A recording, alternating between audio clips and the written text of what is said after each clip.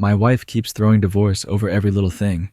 So I finally agreed and left. It was a quiet Sunday morning, the kind where the sun filters through the curtains and everything feels like it should be peaceful, but that peace had long left my marriage. The coffee was still warm in my hands when the argument started, over something so insignificant I can barely remember what it was now. Forgotten grocery items, maybe a misplaced key. I tried to brush it off like always, but the familiar storm was already brewing in her eyes. Maybe we should just get a divorce, she said, her voice sharp, the words slicing through the air like knives. She'd said it before.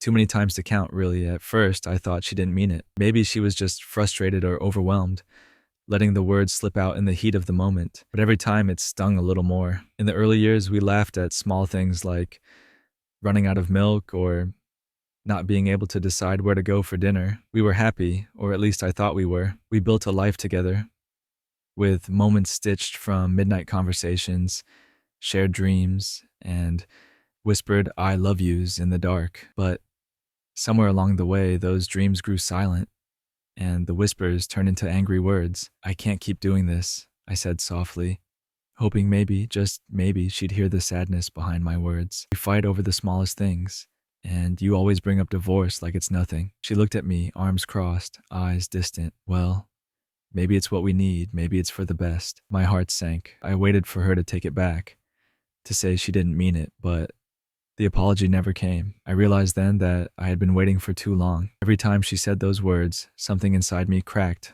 a little more. I had tried to hold us together, to find reasons to stay, but now those reasons felt like ghosts, fading, unreachable. I stood up, the weight of years pressing on my chest. Okay, I said quietly, maybe you're right. Maybe we should end this. She blinked as if surprised by my words. There was a moment of silence, heavy and suffocating, as if the room itself was holding its breath. She didn't say anything, and I didn't wait for her to. I turned away, my footsteps echoing in the stillness of our house, the house that was once filled with laughter, now just a hollow shell of what we used to be.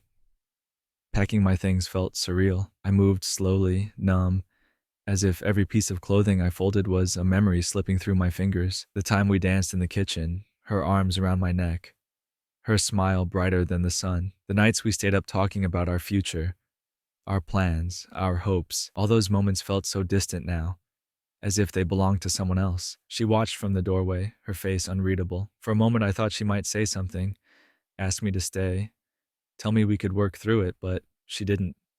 And I didn't ask her to either. The silence between us was louder than any fight we had ever had. I left that afternoon. As I closed the door behind me, the finality of it hit me like a punch to the gut. The woman I had loved, the woman I had built a life with, was now a part of my past. Driving away, I glanced at the rearview mirror, watching the house grow smaller and smaller until it disappeared completely. Pain was unbearable, but there was also a strange sense of relief. I had been carrying the weight of our crumbling marriage for so long, trying to fix something that maybe was never meant to last. For months, I had tried to be the one to hold us together. I tried to be patient, to listen, to fight for what we had. But every time she threw divorce at me, it chipped away at my hope until there was nothing left to hold on to. So I did the only thing I could do. I let go. Now, as I sit in this empty apartment, surrounded by boxes, the silence is different. It's not heavy or oppressive. It's a blank canvas, a chance to start over. I don't know what the future holds, but I know one thing for certain. I deserve more than to live in the shadow of a threat. I deserve love,